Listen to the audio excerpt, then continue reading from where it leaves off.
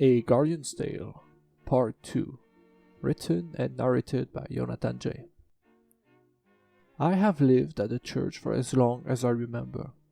I used to think I was born of divine light, and that I was as much a part of the church as its carved stones and arches, existing only to revel in worship of his lights.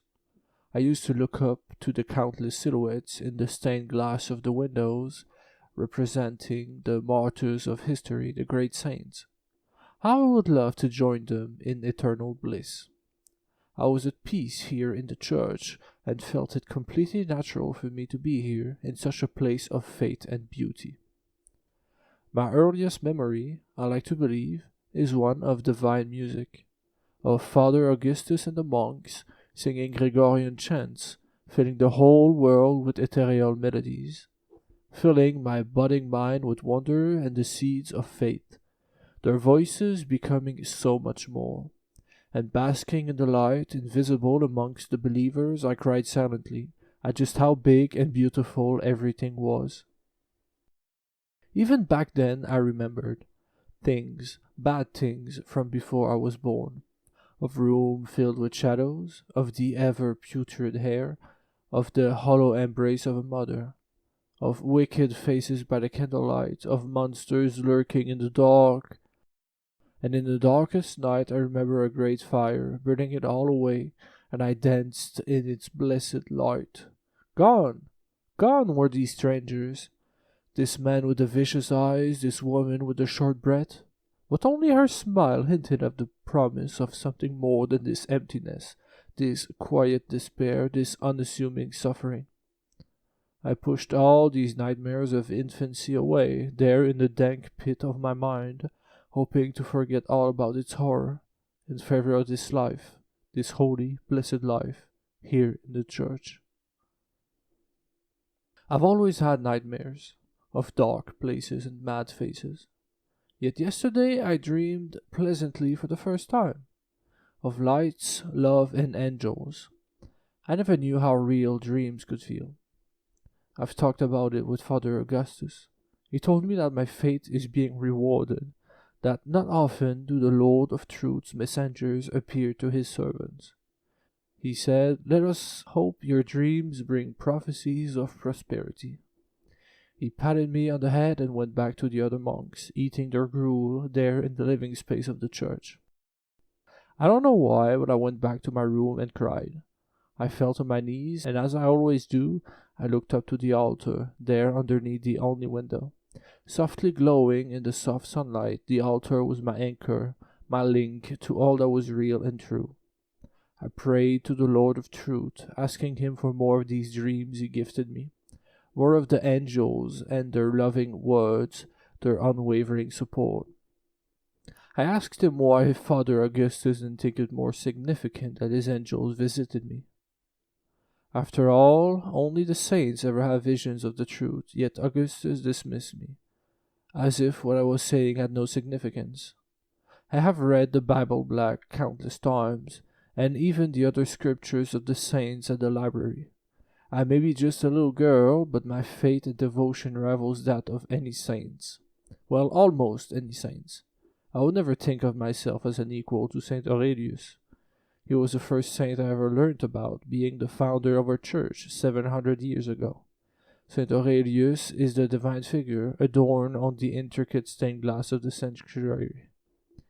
When younger, I used to think that he was the Lord of Truth, and so embarrassed I was when I found out it wasn't the case. Back then, the idea of saint was unbelievable to me. To be so devoted, so faithful that you can enter the pantheon of the church and be remembered forever? That death itself becomes irrelevant from one's deeds? To join up there in the shifting lights of the stained glass, the beauty and eternity of the Lord of Truth? I dreamed once more of Saint Joan, martyr of Fortuna. It was early in the morning, and before I went to water the petunias, I walked over to Father Augustus's room. I opened the door, and there he was, sitting at his great wooden desk, a quill in his hand, busy transcribing manuscripts. "Hello, Joan. Good morning," he said. I looked around and asked him, Father Augustus, why are you not a saint like Saint Aurelius? And he laid down his quill, looking over to me with his usual seriousness. He took a few seconds to think before answering.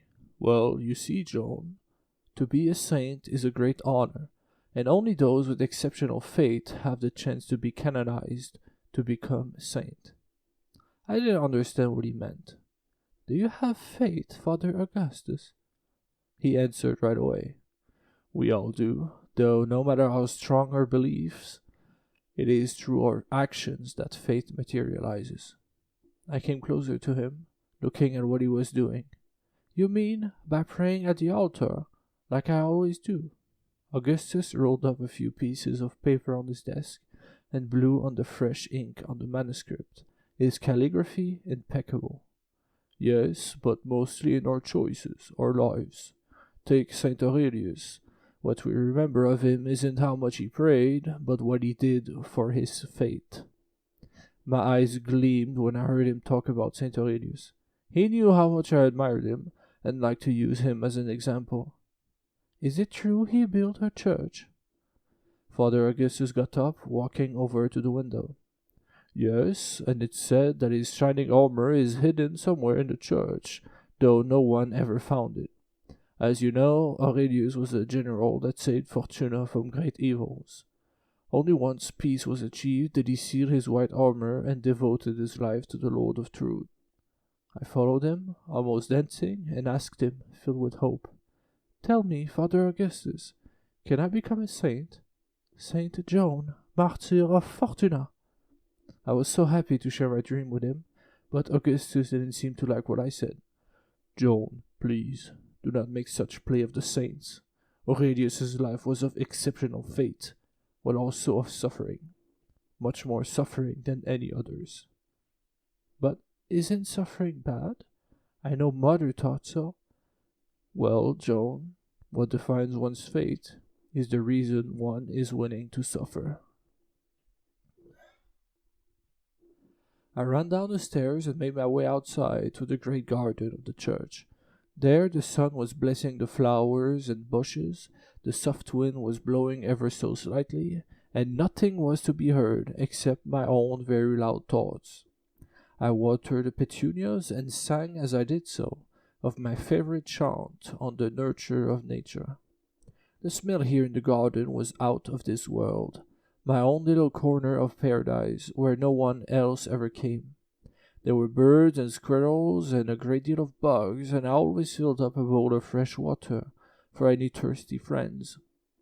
Sometimes a dragonfly would visit as I pulled some weeds, and other times an elusive hummingbird licking dry the countless flowers I worked so hard to grow. Never was I ever so happy and at peace than when I was in my garden, to love and be loved, and to worship and be blessed by the Lord of Truth. Such a simple life, such a fulfilling life. The church's bell rang, and I hurried to my room. I washed my hands and brushed my long black hair sitting on my bed, and as I brushed and brushed, I thought back on Father Augustus's words. Was it a bad thing that I wished to become a saint? Maybe a foolish dream. I thought back on Saint Aurelius's right armor, hidden somewhere in the church. How I would love to see it! Such a relic, a holy artifact, to think it is sealed here. Maybe I could find it and bring it to Father Augustus, asking nothing more than to be sanctified for my deeds. I laughed and fell to my knees, prostrated in front of the altar. I prayed for his angels to guide me to the holy armor, and I prayed for his light to never waver. I prayed, as I always do, to never have to suffer again. Today was Sunday. I've always hated Sunday. I had decided, many years ago, to spend every Sunday morning alone at Mother's tomb. I would pluck a bouquet of black petunias and make my way to the cemetery. I always did so very early to avoid any strangers. I never found out why, but strangers didn't like me. And so, just before the sun rises, I would put on my white robe and my white hat and place my secret jewelry in my hair. I always felt so sad and so pretty just before going. That day a great deal of clouds were flooding the sky, and the sun was nowhere to be seen. I was hurrying, as it was rather cold and windy. I had to hold my hat in place, my other hand holding the bouquet. My long hair was flowing in the wind, and I looked behind, wondering if I should just go back to the church and stop honoring the dead so much. I kept going. After all, this was my only opportunity to be outside the church, as I never had any reasons to wander in town, especially given the side eyes anyone gives me when they see me. Maybe they can't understand why an angel would rather walk in the street than fly high in the Lord's light. Or perhaps they knew something I didn't, that my place wasn't with them but at church, hidden from anyone's sight. Yet I was beautiful and quiet, and didn't disturb anyone. On my right, a cobblestone wall eaten by time. The road was made of gravel with persistent weed thriving despite the harsh conditions. I wanted to pluck them out, so out of place they were. This isn't the proper place to prosper, I thought. The cemetery wasn't far away, just a few minutes' walk, but I was always wary of anyone crossing my path, though it didn't happen so often this early. There was something noble, respectable about my weekly mission. I am honoring the dead. What are you doing?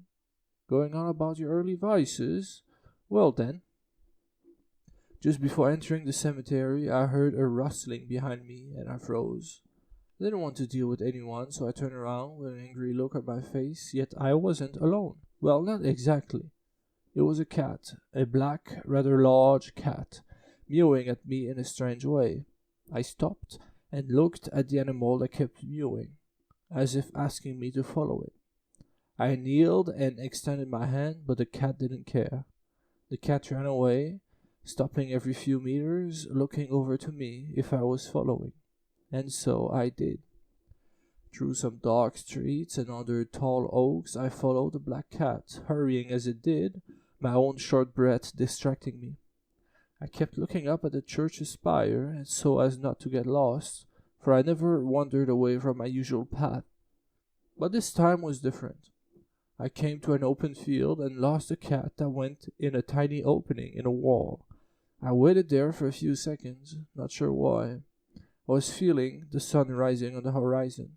Through the thick layer of clouds, time was flying by.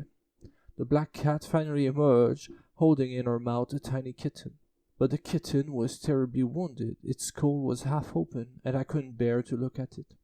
The cat put her dear kitten on the ground in front of me, meowing, powerless. I kneeled down once more, and I felt tears raining down my cheeks. The kitten was barely moving. I was still so breathless from running after the cat. I took the kitten in my hands, and as I did so, the mother ran back in the hole in the wall. I waited and waited, but the cat didn't come back. I held the dying kitten in my hands and couldn't help crying. Why would such an innocent, lovely creature be born, only to die so soon? What to do now? I couldn't save it. In fact, no one could, so fatal its wound. I made my way back under the tall oaks and followed the brighter streets. Yet by now the road was filled with strangers. The clouds had scattered, and the sun was witness to all. There I was, tears still falling down my eyes, as I held this dying kitten and the black petunias, my white hat under my arm. I didn't really know what to do. I walked to the cemetery, avoiding the eyes of any people. I could see the judgment in their eyes, especially once they looked at what I was holding so dearly in my hand. A tall woman, her bright blonde hair, squinting at me as I walked past her, and a short man there sitting on the edge of the street, staring me down. I ignored him, but he asked me, loud enough for all to hear, "Girl, what are you doing here? What are you holding?" I hurried my steps, as the entrance of the cemetery was right there, but the short man was drawing the attention of many passerby. I didn't want to reply. I just wanted him to leave me alone, though I couldn't defend myself, for I was holding in my hand, for all to see, the dying kitten. And what strange behavior from the girl in white from the church. His voice was joined with the insults of others, and as I made it to Mother's tomb at last, the air was filled with the horrifying words of hate of the townspeople, shaming me. I kept my head down and laid the black petunias directly on the ground, facing her tombstone. I sat down and drowned the noise of the strangers with a sonnet on death and loss. I figured I would nurse the dying kitty until it would die at last. That was the only thing I could do, the least I could do. Joan in the white armor. After that day, I never went back to Mother's tomb, and death, in all its horror, became somewhat mundane. What difference does it make for a being to be alive or dead? The memory lives on, and that's all that matters really. I thought of the countless petunias I had killed, without a second thought, to honor her. All of them wilted, gone, forgotten, and the days, the years, all spent in eternal repetition of prayers and nightmares, only broken up lately by these peculiar dreams of golden lights and angels, whispering in the dead of night, guiding me down in the catacombs of the church, down below, where dusty statues and dark cobwebs idle in the undisturbed shadow. How foolish would I be to venture there, alone, in search of some fabled armor of centuries-old saint. I thought, no, fantasized about sneaking about in the darkest night, and in the silence of the heavy rain I would light up a candle and open the passage in the sanctuary, and covering my mouth I would breathe in the putrid air, the cold air, the holy air. Down there I would search and find at last the most precious, the most blessed artifact, the white armor of Saint Aurelius. I was squirming with excitement in my bed, smiling to myself, giggling softly, praying for the Lord of Truth to guide me to what I truly wished. I thought perhaps the rain would come in a few days, a few weeks at most, all to cover my sneaking, for I wished to surprise everyone with my plan. I wished to surprise Father Augustus by entering his quarters, as I do every morning, not as Joan, but as Saint Joan, wearing the armor, and smiling so broadly I fell asleep. What awoke me wasn't old nightmares or even blinding holy lights, but the soft, omnipresent sound of rain. I sat up on my bed and my mind was in effervescence. I knew that night I had to go, and so I stood up, breathing in and out, trying to calm myself to no avail. I put on my white dress that I only ever wore on Sundays, and kneeled down at the altar to pray quickly. Though nothing came to mind, I was hyper-awake, listening to the almost silence of the church, and couldn't ask or confess anything. I picked up a candle a few inches long and decided tonight I would go. I opened my door, and doing so a strange feeling came upon me, a sort of forbidden hand trying to hold me back, almost like acting on an idea so odd and isolated that no one other than myself would see logic in it. I chased away my doubts and made my way down the stone stairs. I kept looking up at Father Augustus's room, picturing his serious face looking at me, yet his door remained closed. It was surreal to think no one knew what I was doing, what I had made myself do, this holy quest. I laughed silently and walked over to the kitchen, all the way on the side of the sanctuary. If I was lucky, I could light a candle in the embers of the hearth. The kitchen door was ajar. I pushed it open and held it right in place, for it squeaked audibly. I felt blood rushing to my face, and I pictured Augustus and the monks waltzing downstairs to scold me, yet no one came. In fact, the rain seemed to fall down heavier on the church. Perfect. I took a few steps in the kitchen, and in the twilight I could barely make out the faint red glowing there underneath the cauldron. I hurried over, used a candle to expose the very precious coals, and blew on it so gently as to reignite them. Hunched over, all I could see was the iridescent coals, breathing in my air, taking on incredible glows of red and orange. I was mystified. For a moment I thought that perhaps all I was and ever have been was these pieces of all-important coals, breathing in and out, a hope, a dream. And I held the candle close, the wick even closer, and it catched on fire. The candle's flame was almost blinding to me, and I could at last see my surroundings. The kitchen was another world at night. In the day, one or more monks would cook the gruel and prepare the stew, and it was always a lively place. But tonight it was but a stepping stone for my true endeavor. My breathing was making the candle flicker, and I held my free hand around the flame to protect it, for I didn't think I could light it up again. I had one chance at this. I walked out of the kitchen, and sliding through the ajar door, I heard a sort of scurrying from where I came from. I froze and turned around and locked eyes with a pair of glowing eyes in the dark. There! In the corner of the kitchen, completely still, a sort of creature, staring me down, the candle reflected in the black of its eyes. I was seen, and so it was. I hated it. I saw a bit of myself in a rat, hidden in the dark, mesmerized by the only light, a weak candle. I wished to strangle the rat, better even, to burn its eyes in the candle, so much I hated it. So much I hated how much I saw myself in it. I was so confused. I raised the candle, and at that the rat ran away, back to its secret, hidden hole. I turned around and tried to calm myself. I thought back on that one dusty journal I had found in the library, recounting of gospels whispered by the monks through the centuries of the church. In it I found mundane gossip, uninteresting events long forgotten, but more importantly, I found out where the entrance of the catacombs was.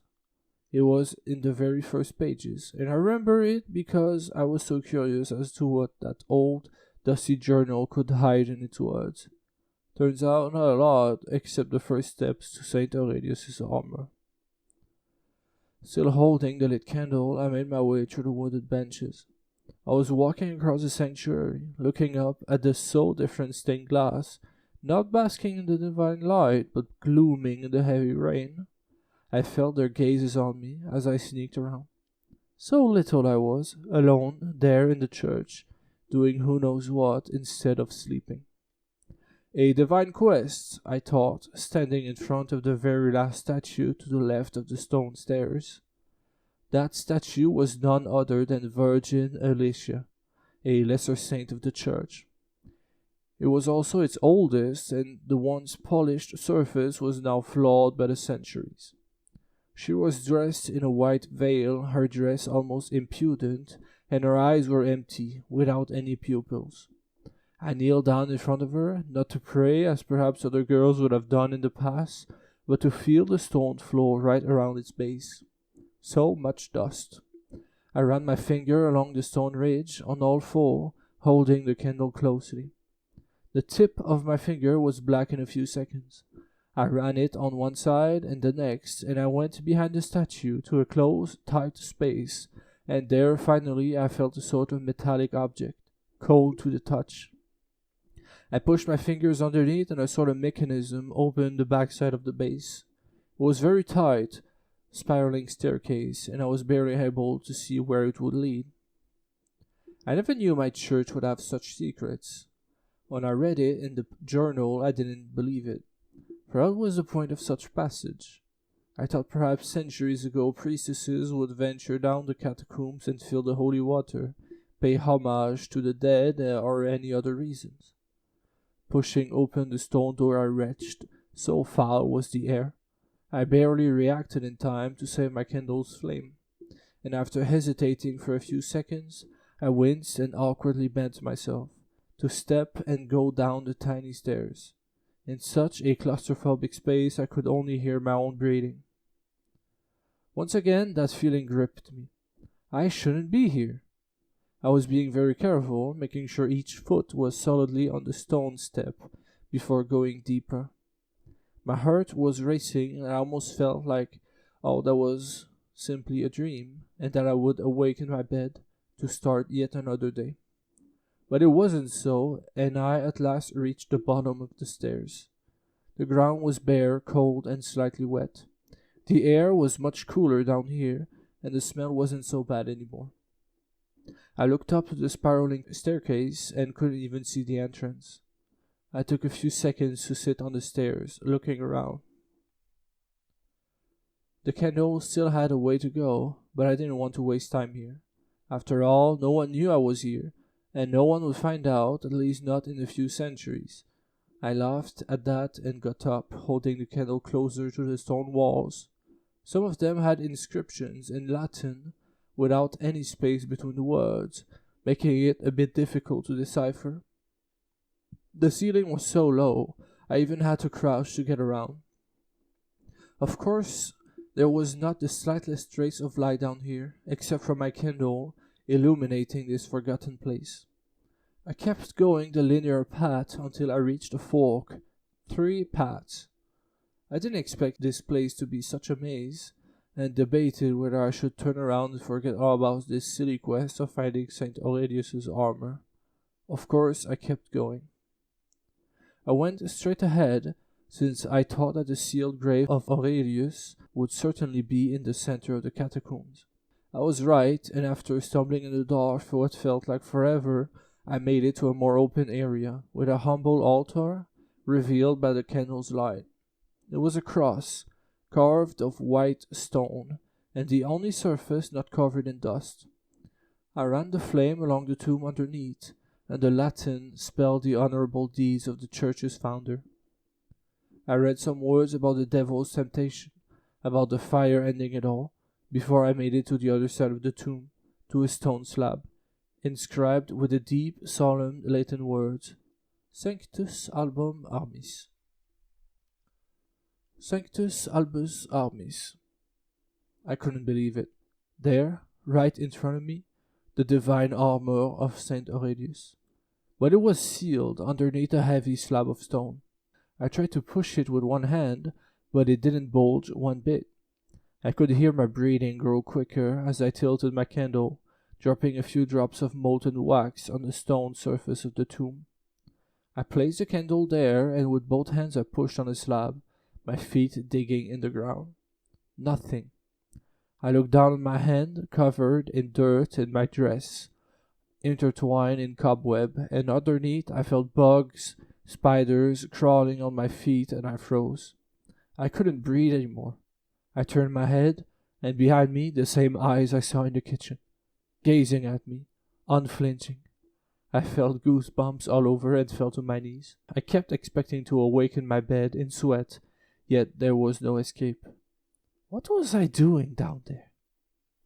I was holding my hand, clutching it, my nails biting in my skin, the pain almost too far away, and at last I exhaled, inhaled, and blinked a few times, and in pure rage I put my 2 hands on the stone slab and pushed until it gave in, and slid over ever so slightly.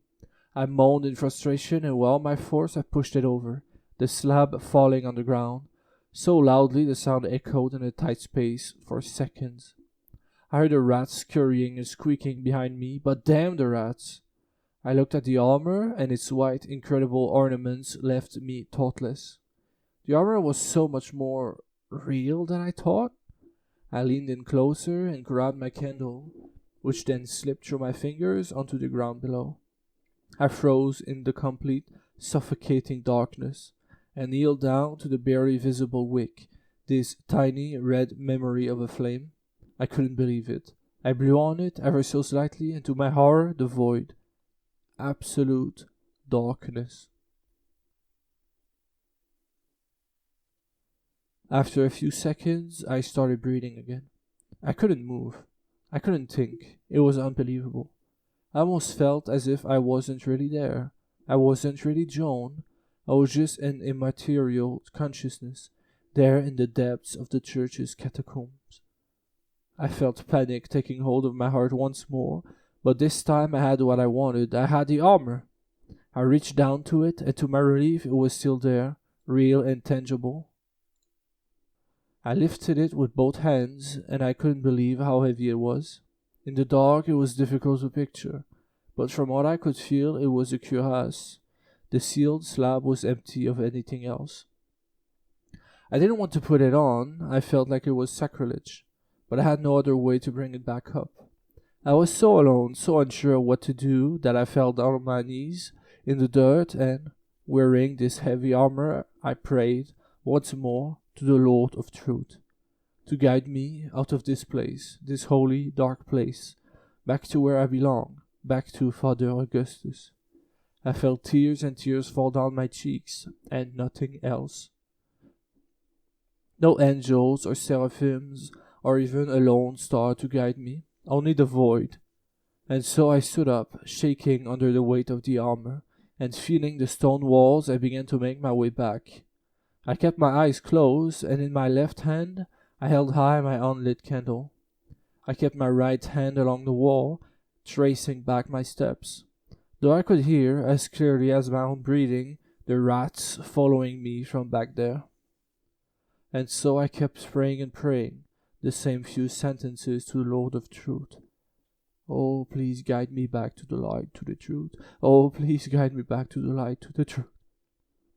And the wall vanished, and I screamed and fell over. I pictured myself falling down a chasm, an abyss, joining down the void, disappearing from the world forever, forgotten, until I landed loudly on the ground. I coughed and tried to get back up, but the armor was so heavy and cumbersome. I thought, perhaps I should just remove it and come back for it later, but I couldn't. My legs were shaking as I stood back up again. In my left hand, my candle was broken in two. I threw it on the ground. I was groaning in pain and frustration. I extended my right hand to the wall and found it, further than I thought. I imagined where I was, sweat dripping from my forehead, down in my eyes, ironically blinding me. I was at the fork, and I had to continue straight ahead to get back to the staircase to the church.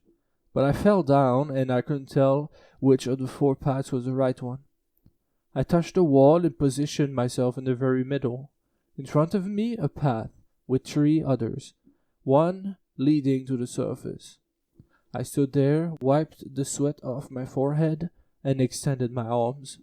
I couldn't feel anything for a few moments, and once more I kept the fires of panic at bay by breathing in and out and praying, until I felt it, a slight, almost imperceptible breeze, the air moving to the exit. And I felt my way along the wall, walking along the path, and there at last, at the very end of the corridor, a faint light in the total darkness. I hurried up and ran along, crying tears of relief, and fell more than once, getting back up every time, ever closer to the escape. There I crawled to the tight stairs, and squinting, I placed one foot in the next, carefully making my way up. I was so tired of the dark. I was so tired of the rats scurrying behind me, their eyes. I made it up the stairs at last, and I was breathing so heavily. I pushed myself out, and to my horror I felt the tiny hands of the rats on my legs. They too wanted to escape. I panicked and kicked back, made it out and pushed back in place the stone entrance, to the squeaking of panic of the rats. I sat down there in the dusty corner behind the Virgin Alicia, catching my breath. I stood back up, but my legs were so painful. I stepped in the twilight, the rain still pushing down on the church, and the air was so good up here. I looked down at the armor upon my body's frame, feeling incredible, so happy and alive at this very moment. I looked down to my dirty, bleeding hands and knees, to my ruined white dress, and I couldn't think of anything. I walked up the stone stairs, and so grateful I was of the light of the church, so safe and heartwarming it was. I entered my room, and with my arms shaking, I removed the holy armor, placed it on my desk, and fell to my knees in front of my altar. Just like I did a few moments ago, yet it felt like forever ago. I had trespassed the church, found a secret passage, found the holy armor, lost vision and hope, and made it back all by myself. There, a few meters from me, the armor of St. Aurelius. I felt a fountain of pride, a spectacle of fate swelling in me, and all my fatigue vanished. I ran back downstairs, opened the very big wooden doors of the church, and looking outside in the vastness of the village, I felt it. Truth. I walked down the stairs once more, this time not to some forgotten catacombs, but to the outside, to the heavy rain, the hidden moon, and to my unbridled, overwhelming gratefulness of being alive, of being here, of being Joan.